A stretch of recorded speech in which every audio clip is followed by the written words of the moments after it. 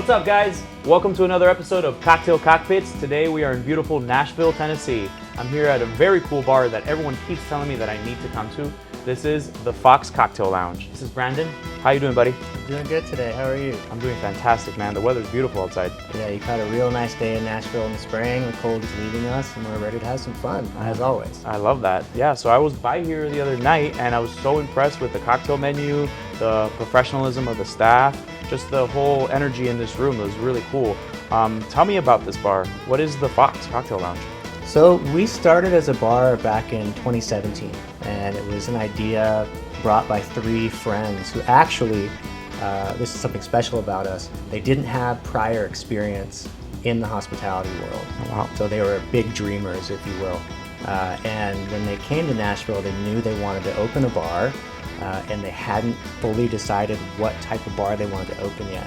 So in the process of looking around town for different spaces, they told themselves, well, we'll find one that we really like and let the space speak to us. So here we are. Cool. So this building that you see here used to be a storage basement for the business upstairs. So when they first got into it, it was full of clutter. The front door wasn't even there. It was on the other side of the room. They had to put a lot of sweat equity into it, and they used a lot of local and regional craftsmen to help build it out, from the tailor. It's beautiful, everything. The way for the booths, yeah, to the custom woodwork.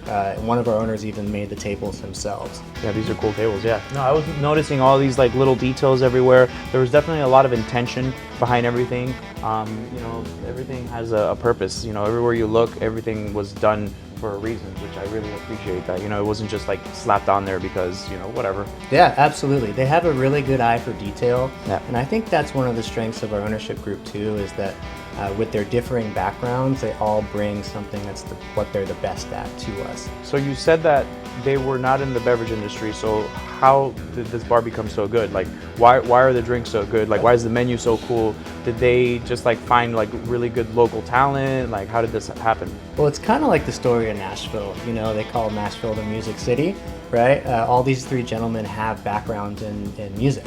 So they're creative types, and two of them still play professionally for some bands. You may see them on tour here or there.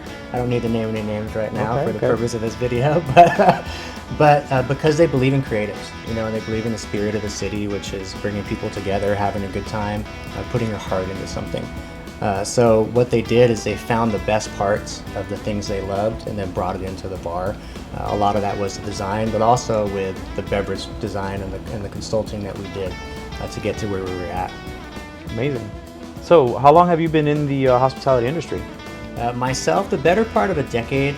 Probably started bartending in my mid-20s, maybe 23, 24, 38 now, so a little over 10 years. And as you can imagine, I started not at a place like this. Yeah, you all start somewhere. I was initially a dishwasher at a restaurant. I got real humble in that dish pit, Yeah, no.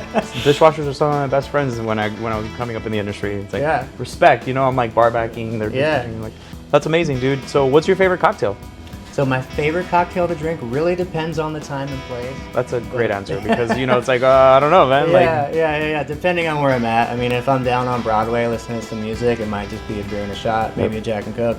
But my favorite anytime drink, Aperol Spritz. Oh, good one. Yeah. Honestly, like, it's a low-key, like, any time is a good time for an Aperol Spritz. Absolutely. Yeah. Easy to make, too. Yeah. Part of, like, my creativity and my muse comes from, like, attaching my ideas to memories or gaining ideas from memories, inspiration that way. And the Aperol Spritz is one of those that, in its traditional setting, you're drinking it on a patio in the sun somewhere. It's one of those drinks that's like always tied to a good time and like a good vibe. Bring you back to wherever you want to be mentally. It's basically like sunshine in the glass. Exactly. To me, so it's like it's like the Corona thing, like find your beach or whatever. Yeah, exactly. And it's got bubbles. Yeah, exactly. If it's got bubbles, it's good. It's bubbly. So what do you like to do when you're not here behind the bar? Being here at the Fox, one thing is it challenged me intellectually to always stay ahead of my game and like making sure that we're making inspired cocktails with cool ingredients, and I apply that to a lot of my life too. So I have a lot of different hobbies. Like I'm into everything from sci-fi and fantasy to car racing, and I like to play with my daughter too. Nice, that's good. She keeps me on my toes. You got to be well-rounded, Yeah, no, that's what One day I'll learn that. Yeah. That's amazing, dude. Cool. Why don't you show us the cocktail cockpit? Absolutely. Let's do it. Boom. All right, we are behind the Cocktail Cockpit at the Fox. So, Brandon, this is a really cool station. I sat over there and watched the bartender here crush it the other night. Tell me about this. Awesome, yeah. Glad you like what we have going on here. So as a bartender, as you know, one of the most important things is your efficiency of your space. So being that we are a small footprint bar, but also good bartenders, we like to make sure that we have everything within arm's reach. So typically, we keep the base ingredients for our drinks, like our refrigerated juices, right here in our ice well. Nice. That stays nice and cold. Absolutely. Keeps everything fresh. And if you notice, we only have 3 juices right now. I noticed that. You guys do like a sustainability with your juices here? We do. That was part of the concept of the bar, was to be a little different from your run-of-the-mill cocktail bar by focusing on sustainability. So what the bottles you see here, only one of these is actually juice, which is fresh pressed grapefruit. Oh, nice. It's special to this menu. Otherwise, we have lemon and lime stock. So we actually get the used pressed husks from the juicery in town and then boil down the husk and add our own acid mix to it. Amazing. To make a good analog for lemon and lime juice. Cuts down our How many footprint citruses here. do you guys use for your blend? It's just lemons and just limes. Oh, okay. But I meant like for the solution, for the stock, do you use citric acid, malic? Citric and malic. Citric and malic, okay. Yeah, and when we get our hands on a little bit of succinic as well. Okay. But that's been like out of stock in Mom's pantry for a minute, so I'm trying to track it down. What's up with that? Yeah, who knows? But yeah, just malic, citric, and then a little bit of sugar as well.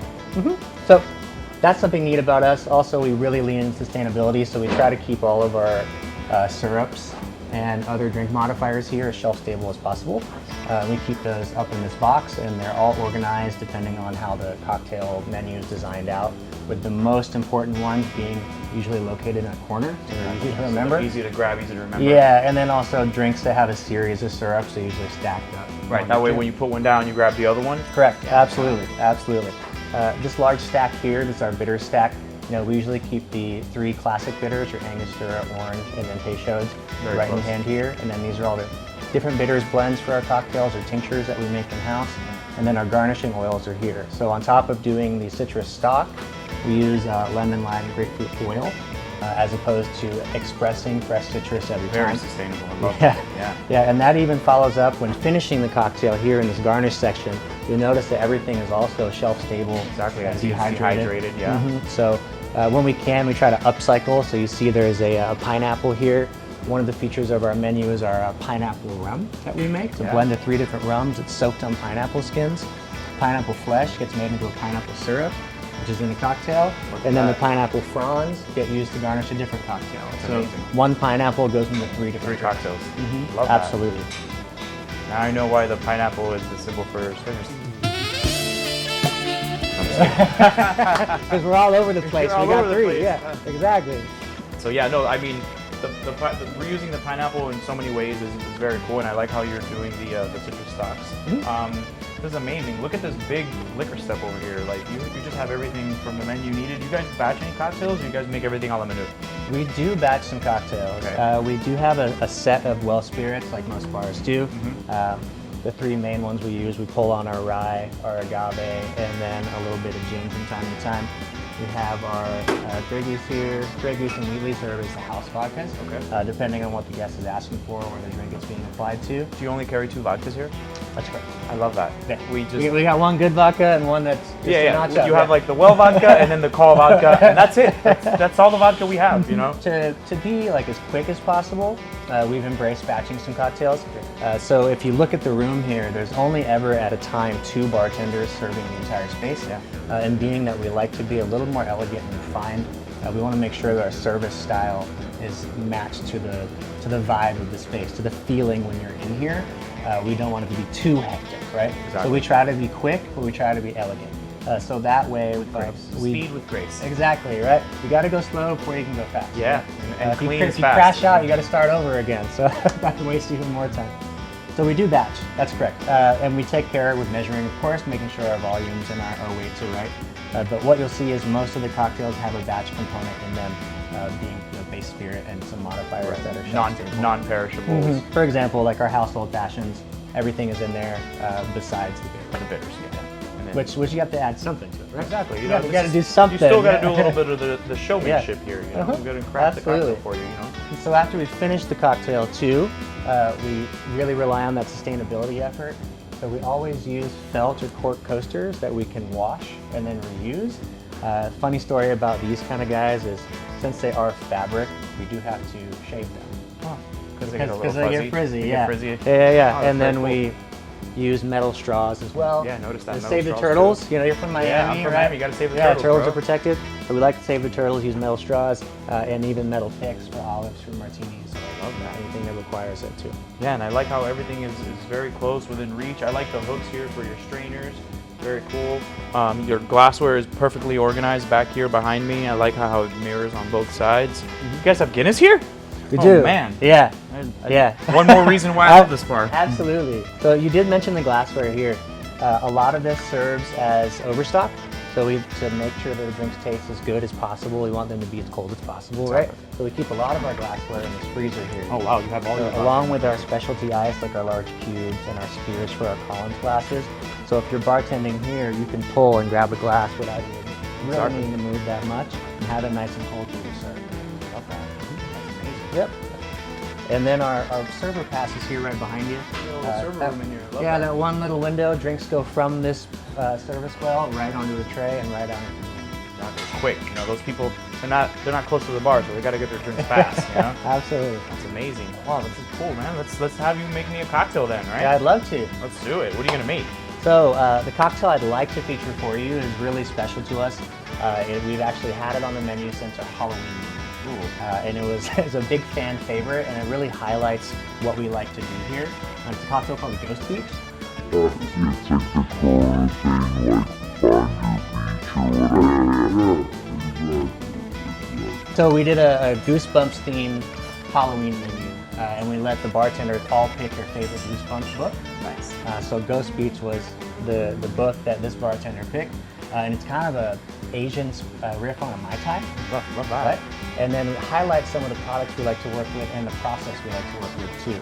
So the base of this cocktail is a gin, but it's a gin from Wonderbird out of Mississippi. Okay. Now Mississippi is the next state over, but from our front door to theirs, it's only about 4 hours. Wow. So just across the state line. We really like their dry gin It's expression. local. Yeah, it's regional enough, local, regional. which is something that we like to do, is when at all possible to work with producers and suppliers that are in our area.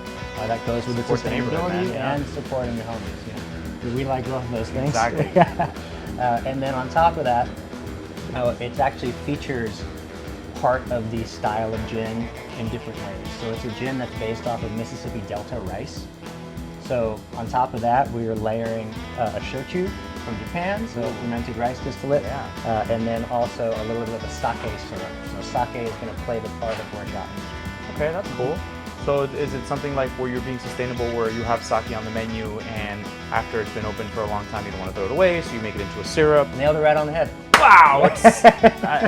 I was just putting a few things together, you know? Yeah, That's yeah. amazing.